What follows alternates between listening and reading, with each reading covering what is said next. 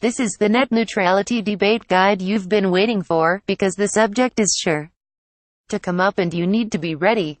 Okay, maybe not, but an argument about net neutrality is worth having, if only with yourself, because internet regulations can affect your browsing and streaming experiences, and an informed consumer should have an opinion on such things, right? Net neutrality is the principle that internet providers should make all content available at the same speed. That doesn't mean loading Netflix on a 25 megabits per second connection just as quickly as on a 100 megabits per second connection. It means treating Netflix and Hulu the same on whichever kind of connection a consumer has.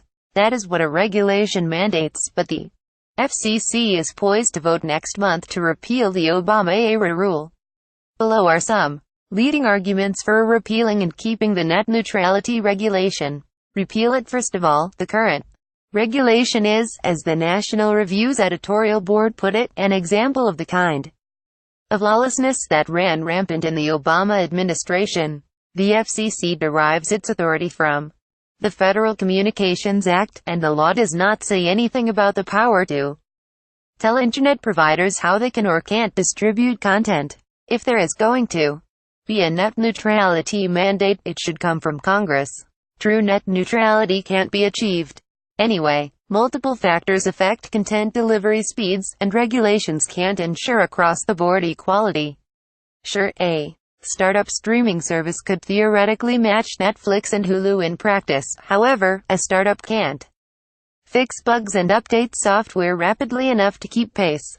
The regulation is a solution in search of a problem. The internet worked just fine before the Democratic-controlled FCC passed the net neutrality regulation in 2015, and it will work just fine after the rule is repealed. That's because internet providers understand that it is in their own interests to maintain a level playing field. Could Comcast, a part owner of Hulu, artificially slow down Netflix? Sure. But it wouldn't do that because it wouldn't risk losing Netflix users to Verizon. Capitalism works. Keep it. The real threat is not to fair competition between giants such as Hulu and Netflix. The threat is to fair competition between big companies and small ones. Small companies face enough barriers. The last thing they need is for larger competitors to be able to buy faster delivery speeds that startups cannot afford. Imagine a new travel booking website that always loads slower than Kayak in orbits. Impatient customers will quickly give up on it, and the new site will fail. That means fewer competitors in the travel industry, which is bad for consumers. Free speech could suffer without a net neutrality regulation. Under the repeal plan outlined by FCC Chairman Ajit Pai, internet providers could block websites they don't like. Market demands would probably prevent them from exercising that right very often, but why give huge corporations that kind of power? Consumers should be free to make their own decisions about content. A repeal would encourage further consolidation.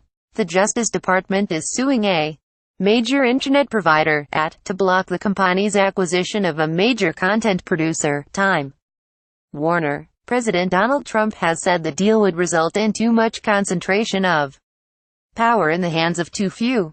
So, why on earth would the Trump administration roll back the net neutrality regulation to give internet providers such as more incentive to buy content producers such as Time Warner? It makes no sense. If internet providers suddenly have the power to speed up content they own or slow down content owned by rivals, then they will want to own as much content as possible, which means more business deals such as the one Trump opposes.